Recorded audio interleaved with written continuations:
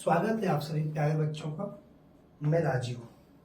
ठीक है, संविधान की पिछली 4 क्लास हम लोगों ने पढ़ लिया है। ठीक, संवैधानिक इतिहास चल रहा है। थोड़ा बोरिंग टाइप टॉपिक है, मुझे पता है। संवैधानिक इतिहास, संविधान कैसे बना, यही टॉपिक है। लास्ट क्लास में हमने पढ़ा था 1909 मॉर्ले मिंटो सुधार अधिनियम। कौन सा अधिनियम? मॉर्ले मिंटो सुधार अधिनियम। इस अधिनियम में एक नाम इसका और रखा जाता है, क्या? भारत परिषद अधिनियम। भारत परिषद अधिनियम, इसका एक नाम और क्या रखा जाता है? भारत परिषद अधिनियम। और जो हेडिंग आपकी है वो क्या है? भारत शासन अधिनियम। ये आया हुआ क्वेश्चन है कि 1919 के अधिनियम को क्या कहते हैं। अब वहां पे क्वेश्चन आया है कि क्या कहते हैं, परिषद कहेंगे कि शासन कहेंगे। इसलिए मैं बार बार इतना फोकस कर रहा हूं। 1909 का अधिनियम परिषद द्वारा बना के भेजा गया था और 1919 का अधिनियम शासन द्वारा बना के भेजा गया था। आप सभी लोगों को अगर मैं बताऊं, सबसे ज्यादा दिक्कत आप सभी को किसी सब्जेक्ट में होती है तो वो होती है जीएस में। हो रही है सबसे ज्यादा दिक्कत। पढ़ते हैं, समझ में आता है, फिर भूल जा रहा है। रट रहे हैं, भूल जा रहा है। एक मंत्र बताऊंगा वीडियो के लास्ट में, एक मंत्र बताऊंगा आज तुमको, सिर्फ एक मंत्र। जीएस में सबसे आसान विषय जीएस है। ठीक, लास्ट में इस पे बात करूंगा। चलो आते हैं किस पे? 1919 भारत शासन अधिनियम, जिसका दूसरा नाम है मॉन्टेग्यू। जिसका दूसरा क्या नाम है? मॉन्टेग्यू चेम्सफोर्ड सुधार अधिनियम। सुधार अधिनियम, कौन सा अधिनियम? सुधार अधिनियम। मॉन्टेग्यू, एडविन सैमुअल मॉन्टेग्यू, भारतीय सचिव, राज्य सचिव। Lord Chelmsford viceroy. इन दोनों के उस पे आया। ये कहां से आया? शासन द्वारा पारित किया गया 1919। अगर थोड़ा सा तुम इतिहास को लेके चलो, संवैधानिक इतिहास समझना है तो इतिहास से रिश्ता तुम अपना मेंटेन करो। थोड़ा सा लेके चलो, थोड़ा सा देखो। हम पढ़ते हैं 1909 तुमने पढ़ लिया।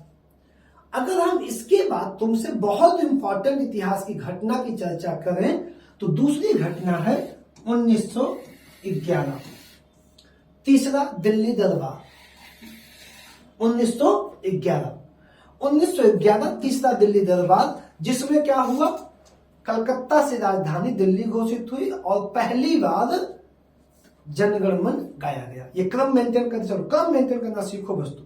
तीसरी घटना, इसके बाद की अगली इंपॉर्टेंट, बहुत इंपॉर्टेंट घटना अगर हम बात करें तो 1914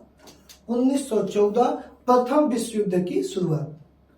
प्रथम विश्व युद्ध की शुरुआत, जिसमें जिस देश ने हमको गुलाम किया है, ब्रिटेन, वह उसमें इन्वॉल्व है। क्लियर? सेकेंड पॉइंट, प्रथम विश्व युद्ध जब चल रहा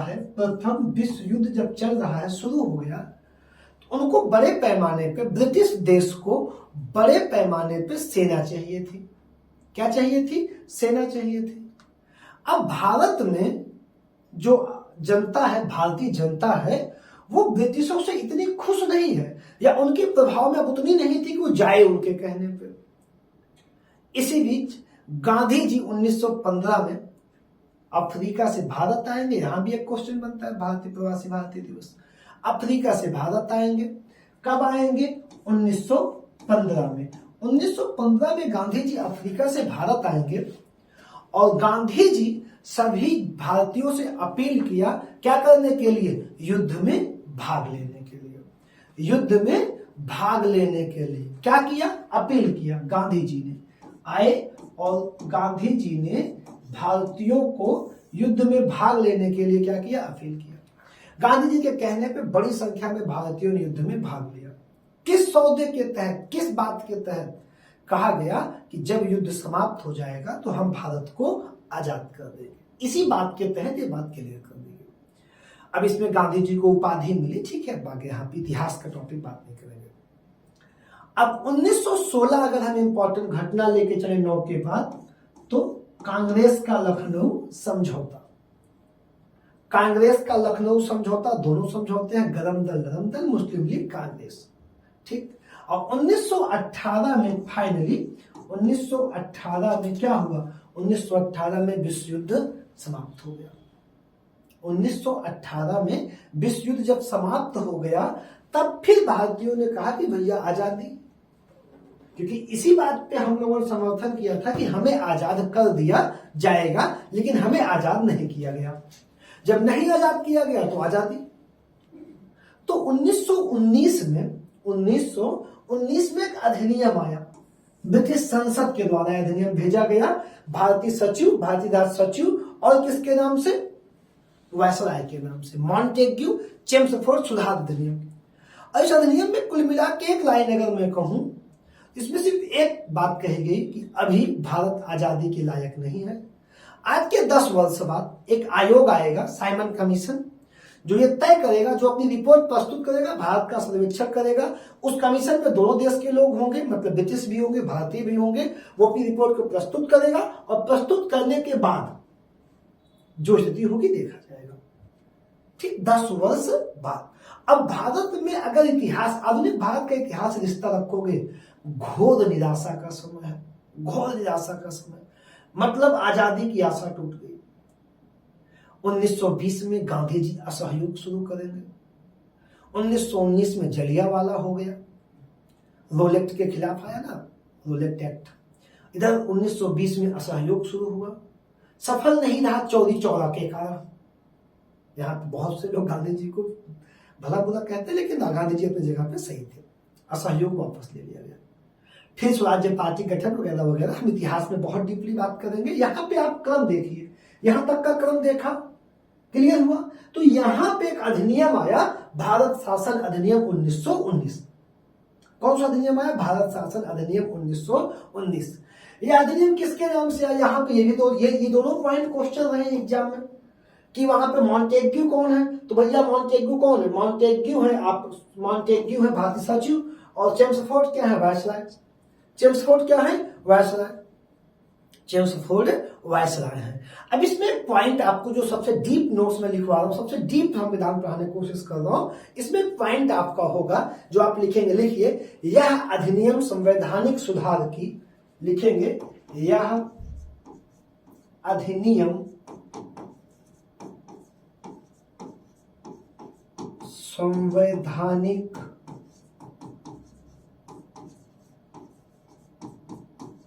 सुधार की, यह अधिनियम संवैधानिक सुधार की मांग, संवैधानिक सुधार की मांग और होम रूल आंदोलन, होम रूल आंदोलन तथा प्रथम विश्व युद्ध के बाद, प्रथम विश्व युद्ध के बाद, प्रथम विश्व युद्ध के बाद अनेक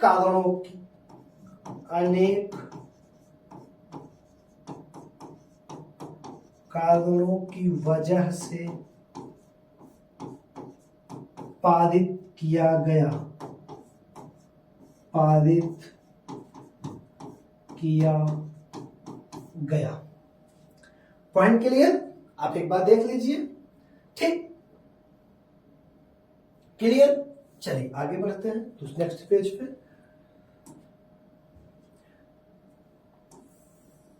ठीक, यहां पे आपको लिखा गया है राज्य परिषद और केंद्रीय विधानसभा, डायरेक्ट बीच में मैंने लिख दिया है, क्लियर, कोई बात नहीं, अभी मैं समझा रहा हूं। अब अगली जो लाइन होगी 1919 में, वह यह होगी कि इस अधिनियम के द्वारा, इस जो सेकेंड लाइन है वो, इस अधिनियम के द्वारा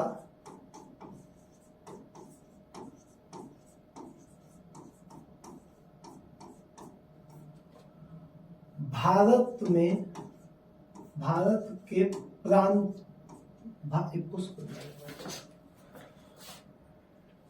इस अधिनियम के द्वारा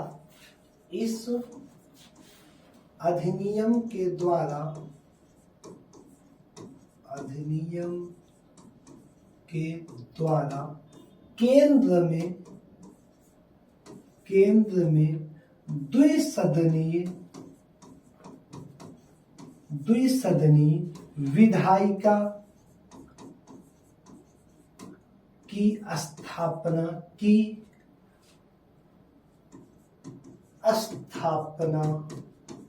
की गई। इस अधिनियम के द्वारा केंद्र में द्विसदनीय या द्विसदनात्मक विधायिका की स्थापना की गई। अर्थात क्या कह रहा है? अर्थात केंद्र में कितनी विधायिका की स्थापना की गई? 2 की गई। केंद्रीय विधानसभा पहले क्या हुआ करता था? पहले एक शब्द था केंद्रीय विधान परिषद। तो केंद्रीय विधान परिषद की जगह केंद्रीय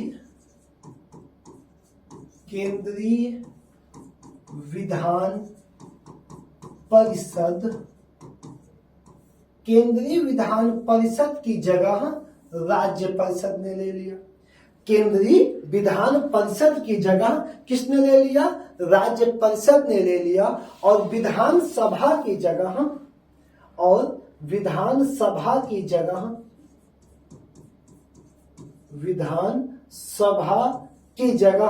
केंद्रीय विधान सभा ने ले लिया। केंद्रीय विधान परिषद की जगह किसने ले लिया? राज्य परिषद ने। और विधानसभा की जगह किसने ले लिया? केंद्रीय विधान सभा ने। तो राज्य परिषद में टोटल नंबर ऑफ मेंबर इस समय हुआ करते थे 60। 1919 की बात मैं कर रहा हूं। उस समय राज्य परिषद में जो कि उच्च सदन था, यहां पे टोटल नंबर ऑफ मेंबर कितने थे? 60। इन 60 मेंबरों में 34 मेंबर निर्वाचित होके आते थे। कितने मेंबर? 34 मेंबर निर्वाचित होके आते थे और 26 मेंबर मनोनीत होके आते थे। कितने मेंबर? 34 मेंबर निर्वाचित होके आते थे और 26 मेंबर मनोनीत होके आते थे। और इस सदन का कार्यकाल 5 वर्ष होता था। इसका कार्यकाल कितना होता था? 5 वर्ष होता था। और विधानसभा की जगह केंद्रीय विधानसभा ने लिया। किसने लिया? केंद्रीय विधानसभा ने लिया, जिसमें सदस्यों की कुल संख्या कितनी थी? 145। 145 कुल सदस्य होते थे, जिसमें 104 सदस्य निर्वाचित हुआ करते थे। 104 सदस्य निर्वाचित होते थे। बाकी जो आपके 41 सदस्य बचे हैं वो कैसे आते थे? मनोनीत द्वारा। और इस सदन का कार्यकाल हुआ करता था कितना समय? 3 वर्ष। किसका कार्यकाल होता था? 3 वर्ष। यहां पे मेरे प्यारे भाई जो क्वेश्चन बनेगा वो ये बनेगा कि 1919 अधिनियम के द्वारा क्या हुई, क्या स्थापना हुई? केंद्र में द्विसदनीय या द्विसदनात्मक विधायिका की स्थापना हुई। जो बेसिक क्वेश्चन पूछेगा कि किस अधिनियम द्वारा केंद्र में द्विसदनात्मक विधायिका की स्थापना हुई, तो आप तुरंत बता देंगे 1919 द्वारा।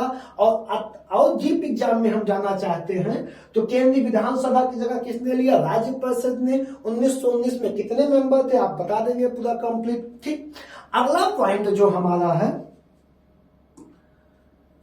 ठीक आपको दिख रहा होगा 8 राज्यों का नाम लिखा हुआ है।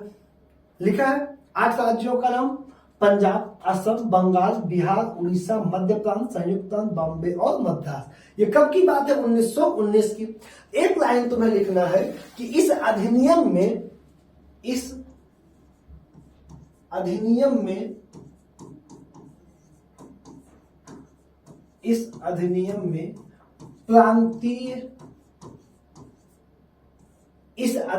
में प्रांतीय स्तर पर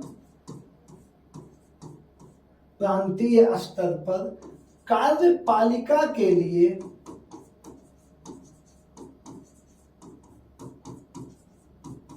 किसके लिए? कार्यपालिका के लिए या कार्यपालिका हेतु द्वैध शासन प्रणाली की शुरुआत की गई। कार्यपालिका के लिए द्वैध शासन प्रणाली की शुरुआत की गई। इस अधिनियम में प्रांतीय स्तर पर कम से कम 50 बार ये क्वेश्चन आया है कि प्रांतों में द्वैध शासन की शुरुआत किस अधिनियम से हुई? तो 1919 से। किस में हुई? प्रांतों में। कितने प्रांतों में? ये भी क्वेश्चन आया है। कितने प्रांतों में हुई? 8 प्रांतों में। 8 प्रांतों में। ये बहुत इंपॉर्टेंट नहीं था कि कितने राज्यों में कब कब, लेकिन हाँ ठीक है, आपको जानना है। अगर आप एक अच्छी आदो या लोअर पीसीएस, यूपीएसआई एक अच्छे एग्जाम की तैयारी करें, आपको नॉलेज होनी चाहिए। कितने प्रांतों में शुरुआत हुई? 8 प्रांतों में। 8 प्रांतों में।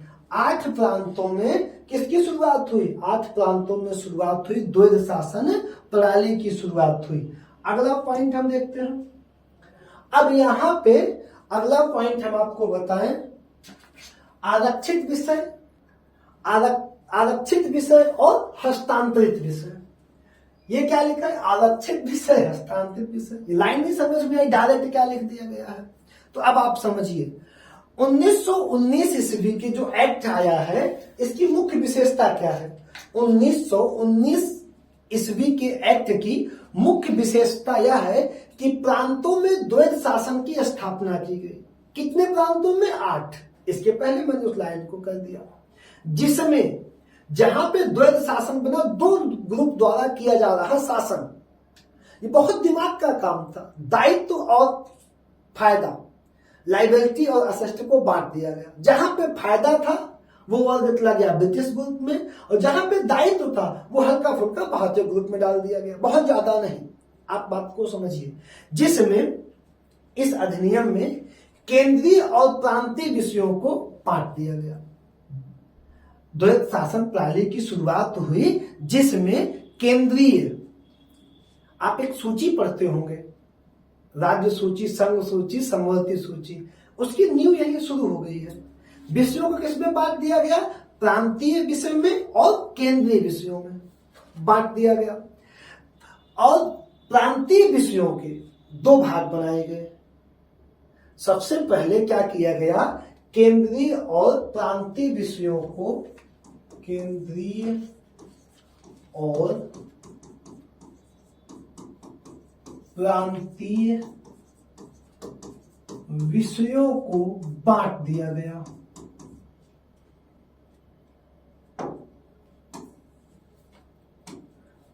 को पृथक कर दिया गया। पहला पॉइंट, ठीक। केंद्रीय और प्रांतीय विषयों को क्या कर दिया गया? पृथक कर दिया गया। और प्रांतीय विषयों के, प्रांतीय विषयों को 2 भागों में बांटा गया। पहला भाग आरक्षित विषय, दूसरा भाग हस्तांतरित विषय। पहला भाग आरक्षित विषय, दूसरा भाग हस्तांतरित विषय। आरक्षित विषय में क्या आएगा? राजस्व, न्याय, वित्त, पुलिस, समाचार, सिंचाई, कारखाना, बिजली आदि। किसके विषय थे? ये आरक्षित विषय थे। अभी समझ में आएगा मैं क्या कहना चाह रहा हूं? इनकी पावर किसके पास थी? दूसरा हस्तांतरित विषय, स्थानीय स्वशासन, शिक्षा, कृषि, चिकित्सा, पुस्तकालय, लाभ के पद इधर, लाभ का विभाग इधर और दायित्व का विभाग उधर। लाभ के विभाग को आरक्षण में और दायित्व के विभाग को हस्तांतरित विषय में कर दिया गया। अब यहाँ पे जो सबसे इंपॉर्टेंट है कि आरक्षित विषयों पे जो शासन करते थे वो कौन करते थे? गवर्नर अपने परिषद की सलाह पर। शासन कौन कर रहा है? यहाँ पे शासन कर रहे हैं गवर्नर या वायसराय कर रहे, बहुत बच्चों को कमेंट आता है, वायसराय अपनी परिषद की सलाह पे, परिषद के सलाह पर। किस पे करते हैं? वायसराय अपनी परिषद के सलाह पे करते हैं। और हस्तांतरित विषयों पर शासन का कौन करेगा? वायसराय करेगा। कौन? वायसराय। वायसराय भारतीय मंत्रियों की सलाह पे, मंत्रियों की सलाह पर। तो 1919 में दूसरा जो इंपॉर्टेंट काम है वो क्या है, जो आप एक बार स्क्रीनशॉट ले लीजिए, मैं साइड में। Clear point? अब इसके बाद अगले पॉइंट की ओर हम जाएंगे और लिखेंगे, कुछ पॉइंट इसमें हम लिखेंगे। तो लिखिए, इस अधिनियम में, पॉइंट लिखेंगे, इस अधिनियम में या अधिनियम के तहत, अधिनियम के तहत लोक सेवा आयोग, लोक सेवा आयोग की स्थापना हुई। किसके तहत हुई? 1919 के अधिनियम के तहत लोक सेवा आयोग की स्थापना हुई। ठीक, यहां पे पॉइंट छोटा सा मिस्टेक हो गया है, छोटा पॉइंट मिस्टेक है। यहां पे हमें क्या करना है कि इस अधिनियम के तहत लोक सेवा आयोग के स्थापना का प्रस्ताव पारित हुआ। क्या हुआ? स्थापना का प्रस्ताव पारित हुआ। प्रस्ताव पारित हुआ, जिसके तहत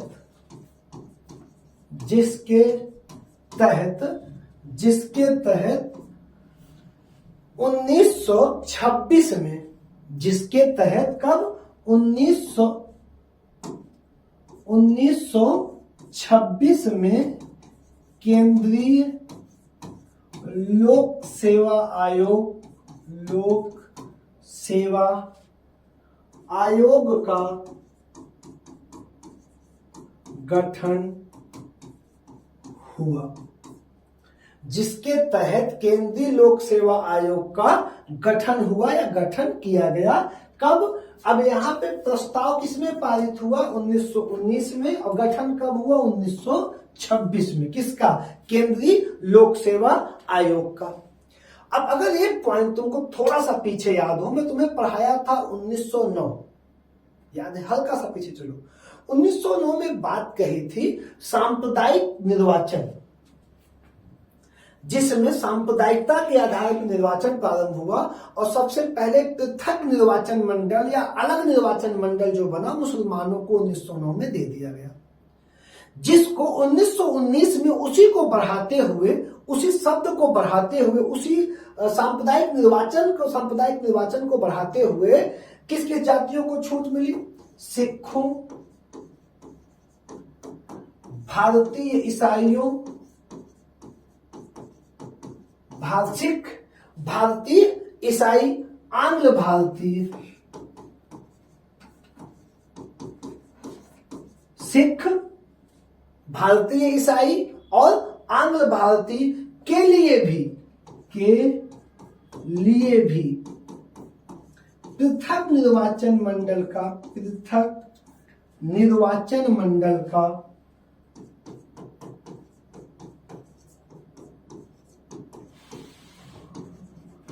गठन किया गया। क्या किया गया?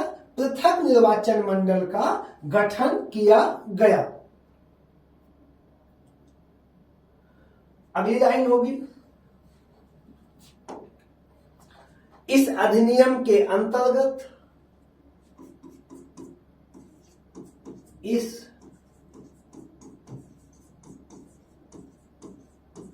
अधिनियम के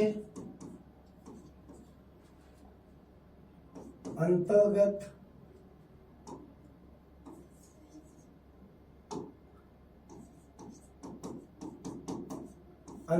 इस अधिनियम के अंतर्गत एक वैधानिक आयोग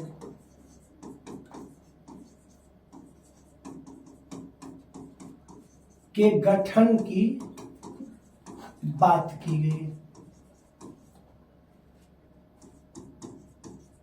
क्या लिखे? इस अधिनियम के अंतर्गत एक वैधानिक आयोग के गठन की बात की गई और गठन किया गया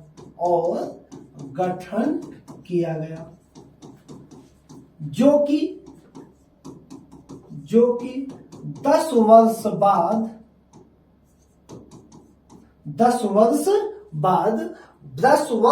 बाद भारत के स्थिति की जांच करके अपनी रिपोर्ट प्रस्तुत करेगा। क्या लाइन है? इस अधिनियम के अंतर्गत एक वैधानिक आयोग का गठन की बात की गई, गठन किया गया। आयोग बता रहा हूं, ठीक, जो भारत की स्थिति की जांच करके अपनी रिपोर्ट प्रस्तुत करेगा।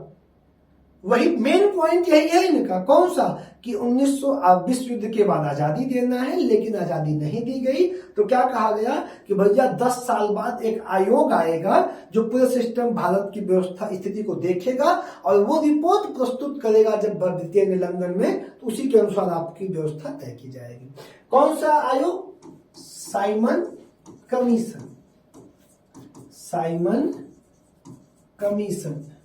अब आप साइमन कमीशन इतिहास में पढ़े होंगे, क्योंकि जब ये बात कही गई थी तो इसमें बताया गया था कि दोनों मेंबर होंगे, भारतीय भी होंगे और ब्रिटिश भी होंगे, और 10 वर्ष बाद आएगा। लेकिन आनन फानन में लंदन में ब्रिटेन में इस आयोग का गठन 1927 में कर दिया गया और इसे जल्दबाजी में 1928 में भेज दिया गया। और सबसे इंपॉर्टेंट, इसमें कोई भी भारतीय सदस्य नहीं था, जिसका विरोध शुरू हुआ, साइमन कोबैक का नारा लगा। और ये आगे इतिहास में मैं बात करूंगा इस पॉइंट की, ठीक। अगला और अंतिम पॉइंट जो इस अधिनियम का है वो है कि इस अधिनियम के द्वारा, इस अधिनियम के तहत महिलाओं को निर्वाचन का, इस अधिनियम के तहत महिलाओं को निर्वाचन का या मतदान का अधिकार दिया गया। किसको दिया गया? महिलाओं को मतदान का अधिकार दिया गया। इस पॉइंट से 1919 का अधिनियम हमारा क्या हो गया? समाप्त हो गया। अगला अधिनियम हमारा कौन सा है? भारत शासन अधिनियम 1935। भारत शासन अधिनियम 1935 हमारा अधिनियम है। भारत शासन अधिनियम 1935। अगर अब हम आपसे कहें, थोड़ा सा इतिहास में फिर ले चलूंगा, 1930 से लेके 1932 तक साइमन कमीशन जब आया तो उसने अपनी रिपोर्ट कहां प्रस्तुत की? कहां पे? गोलमेज सम्मेलन में। 1930, 1931, 1932 3 गोलमेज सम्मेलन हुए, ठीक। कहां पे? लंदन में। तो तीनों 1930 से 1932 में लंदन में हुए। लंदन में हुए गोलमेज सम्मेलनों,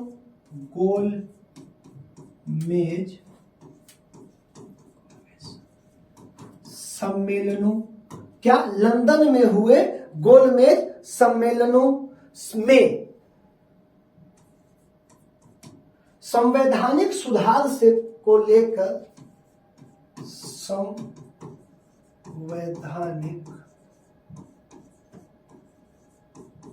सुधार को लेकर यह अधिनियम प्रस्तुत किया गया।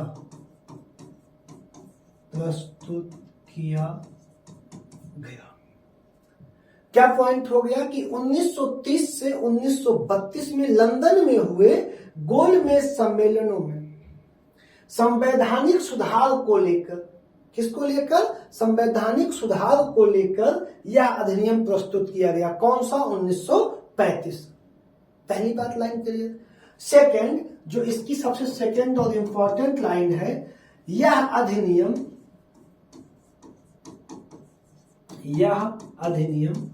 भारत आने वाला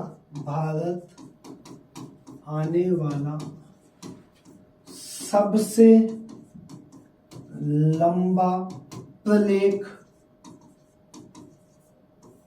था। क्या था? सबसे लंबा, सबसे बड़ा अधिनियम था। कौन सा? 1935, जिसमें 321 धाराएं, 14 भाग तथा 10 अनुसूची शामिल थी।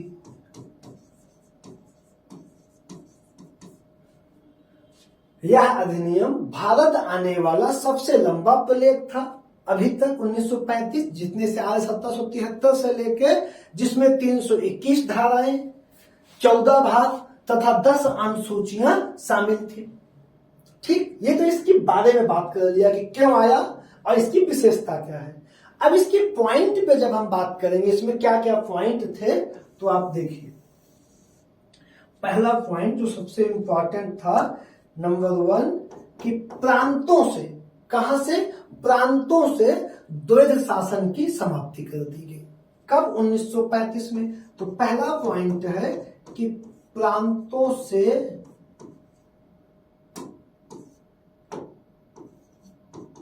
द्वैध शासन की समाप्ति।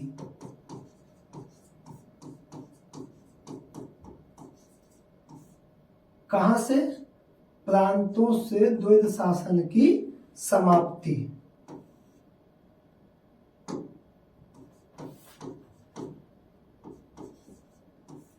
प्रांतों से द्वैध शासन की समाप्ति तथा प्रांतों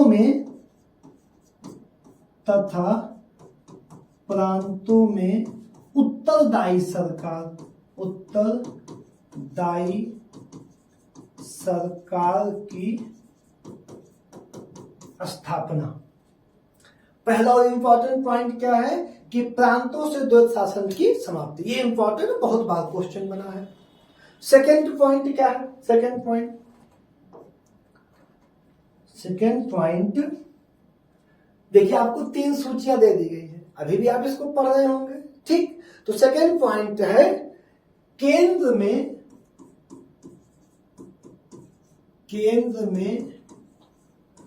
द्वैध शासन प्रणाली की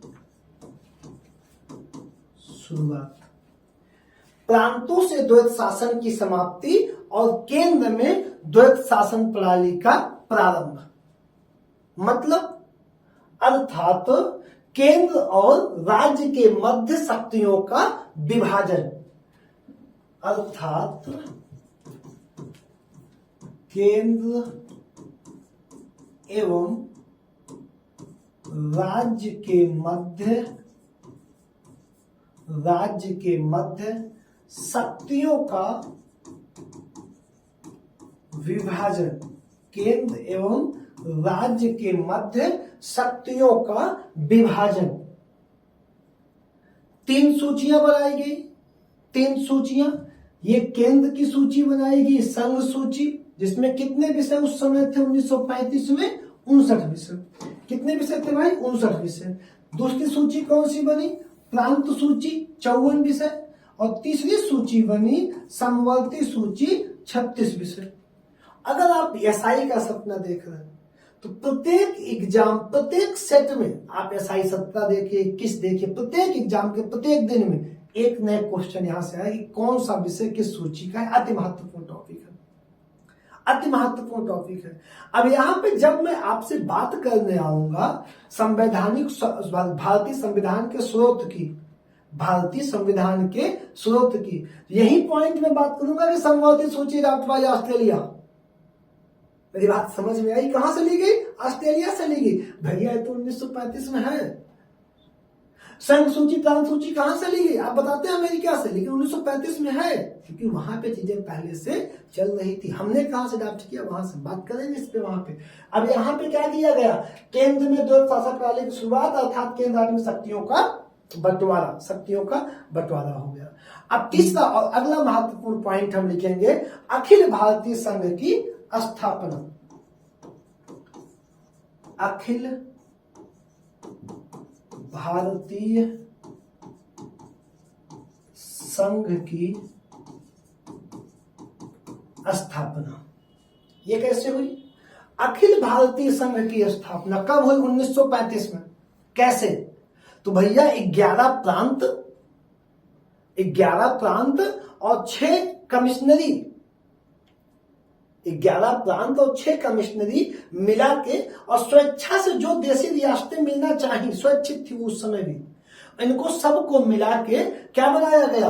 अखिल भारतीय संघ का निर्माण किया गया, अखिल भारतीय संघ की स्थापना की गई। किसे? 11 प्रांत, 6 कमिश्नरी, 11 प्रांत और 6 कमिश्नरी तथा स्वेच्छा से देशी रियासत, देशी रियासत। कैसे? स्वेच्छा से।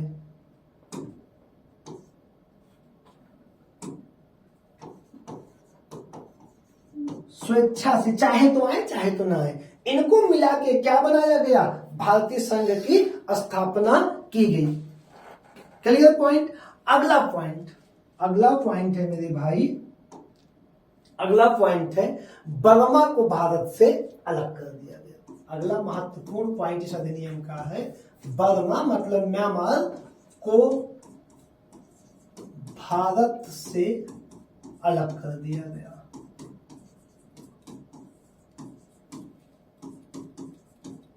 बर्मा को भारत से क्या कर दिया गया? बर्मा को भारत से अलग कर दिया गया। अगला पॉइंट हो गया, ठीक।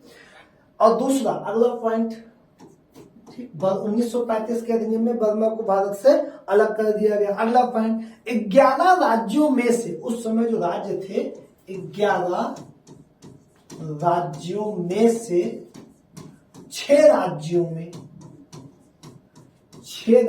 में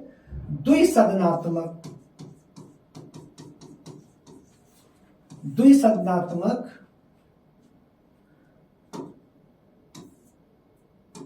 सदन की स्थापना की गई। सदन की स्थापना की गई।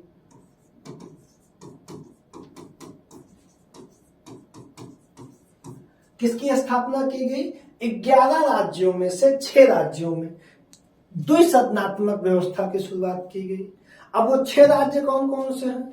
बंबई, उस समय की मैं बात कर रहा हूं, कितने राज्य थे? बंबई, मद्रास, बंगाल, बिहार, संयुक्त प्रांत और असम। इन 6 में किसकी शुरुआत हुई? इन 6 राज्यों में द्विसदनात्मक व्यवस्था की शुरुआत कर दी गई। और एक काम और किया गया, याद है सांप्रदायिक निर्वाचन मंडल की, पृथक निर्वाचन मंडल की स्थापना, उसको ध्यान में रखते हुए सांप्रदायिक प्रतिनिधित्व का विस्तार किया गया। अगला पॉइंट क्या लिखेंगे? सांप्रदायिक प्रतिनिधित्व का विस्तार किया गया। किसका विस्तार किया गया? सांप्रदायिक प्रतिनिधित्व का विस्तार किया गया। अब किन किन जातियों को मौका मिला, या किन किन जातियों के साथ विस्तार किया गया? तो भैया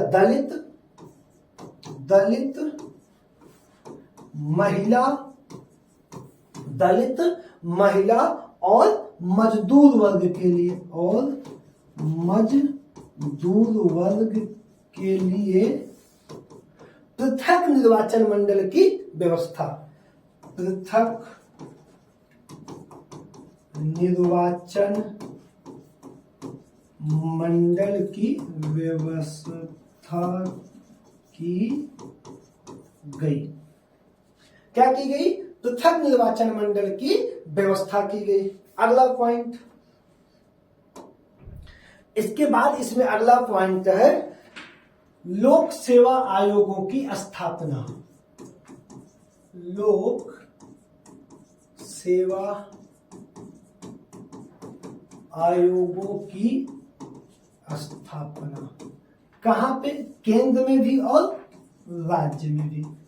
केंद्र में भी और राज्य में भी लोक सेवा आयोगों की स्थापना की गई, केंद्र में भी की गई और राज्य में की गई। इस अधिनियम में एक और अच्छा पॉइंट है, बहुत अच्छा, जो एग्जाम में रहता है, वो क्या है? संघीय न्यायालय की स्थापना। अगर यहां पे क्वेश्चन पूछेगा तुमसे कि किस अधिनियम के द्वारा, तब 1935। किस अधिनियम के द्वारा? 1935। स्थापना कब हुआ? तब 1937। कलकत्ता में सुप्रीम कोर्ट था, अब वही सुप्रीम कोर्ट कहां आ जाएगा? दिल्ली में। संघीय न्यायालय की स्थापना कब हुई? 1937 में। कहां हुई? दिल्ली में हुई। अब इसके जो पहले न्यायाधीश थे उनका नाम था सर मैरिस ग्वेयर। क्या नाम था? सर मैरिस ग्वेयर उनका नाम था। संघीय न्यायालय की स्थापना किस अधिनियम के द्वारा? 1935 के द्वारा। स्थापना कब हुई? 1937 में हुई। इसके पहले न्यायाधीश कौन थे? सीजेआई कौन थे? सर मैरिस ग्वेयर थे। इस अधिनियम के द्वारा 1935 अधिनियम के द्वारा इंग्लैंड में भारत परिषद की समाप्ति कर दी गई।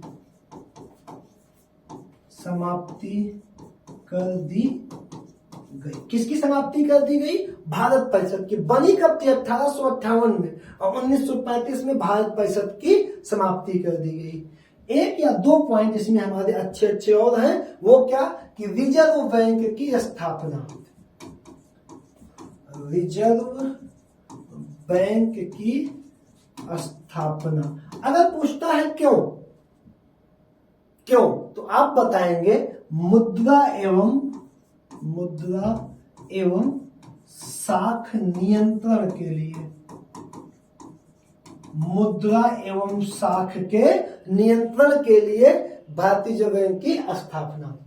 अगला पॉइंट है भारत में संघीय शासन व्यवस्था की या शासन प्रणाली की स्थापना। भारत में संघीय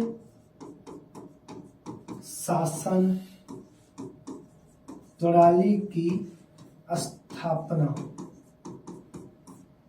ठीक, 1935 समाप्त। दो बहुत बड़े राजनेता भारत की, जवाहरलाल नेहरू, JL नेहरू,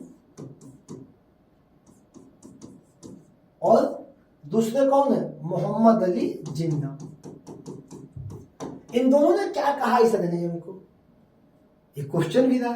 तो जवाहरलाल नेहरू ने कहा कि 1935 का अधिनियम दास्ता का नया चार्टर है।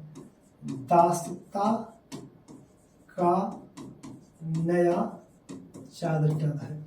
तथा मोहम्मद अली जिन्ना ने इसे पूर्णतया रद्दी व सड़ा गला बताया। तो मेरे भाई, आज हम लोगों ने क्या खत्म किया? 1919 और 1935। हमने आपसे कहा था कि लास्ट में पॉइंट बताऊंगा कि जीएस में समस्या क्यों आती है। जीएस तुम्हें याद ही नहीं हो रहा है, तुम पढ़े जा रहे हो, भूले जा रहे हो, पढ़े जा रहे हो, सबके साथ ही दिक्कत है। नहीं होगी। जहां पढ़ने बैठते हो, जहां भी तुम पढ़ने बैठते हो, वहां एक चार्ट लगा लो छोटा सा। नहीं है अपना पर्सनल रूम, गांव का घर है हम लोगों जैसा, एक डायरी ले लो। जब पढ़ने बैठो तो 5 मिनट, 2 मिनट, 3 मिनट क्या करना, तुमको कुछ नहीं करना उसमें। उसमें तुमको क्या करना है, जैसे जीएस के 3 से 4 बड़े सब्जेक्ट हैं, अगर मैं बात करूं तुमसे तो 3 से 4। जैसे पहला संविधान, ज्यादा क्वेश्चन वाला सब्जेक्ट।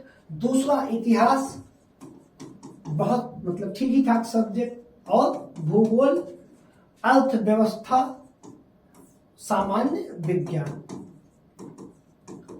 ठीक, सामान्य विज्ञान। अब एक काम करना है तुम्हें, सिर्फ और सिर्फ एक काम करना है, जब पढ़ने बैठो इनके टॉपिक को एक बार तुम देख लो। टॉपिक में कैसे कितने टॉपिक इसके हैं, एक बार टॉपिक रिवीजन कर लो, इस क्रम इसका क्या है। दूसरा क्रम इनको ले आओ, इतिहास को पूरा क्रम, पाषाण, सिंधु, वैदिक, एक एक पॉइंट क्रम देखो कि ये प्रचारक है, इनका जो सिलेबस है, हमने लास्ट टाइम ये पढ़ा था। विश्व भूगोल में यूनिवर्स, ब्रह्मांड से शुरू करो, एक एक पॉइंट नीचे ऊपर नीचे आते हुए ले जाओ। अर्थव्यवस्था में अर्थव्यवस्था एक एक पॉइंट को जो आप लेना चाहते हैं, चाहे बैंकिंग का हो चाहे उसका हो, राजस्व का, दो ले लो। सामान्य विज्ञान में बहुत छोटा पार्ट होता है मुख्य कंपटीशन में, चाहे वो भौतिकी का हो, चाहे रसायन का हो, चाहे बायोलॉजी या उसका जीव का हो, तीनों को आप हल्का हल्का पॉइंट में मेन पॉइंट क्या है उसको रिवीजन करते चलो। और एक हफ्ते जब तुम पढ़ने बैठो इसको उठा के देख लो, इसको उठा के देख लो, तब आगे पढ़ना शुरू करो। जब तुम्हें टॉपिक याद होना शुरू हो जाएगा तो जीएस अपने आप क्रम में याद होना शुरू हो जाएगा। धन्यवाद मेरे भाई। अगर आपको मेरी क्लास पसंद आए, आपको लगे कि मेरी क्लास आपके काम की है, तो आप इसे ज्यादा शेयर करें, सब्सक्राइब करें और अपने दोस्तों को बताएं। धन्यवाद, नमस्कार।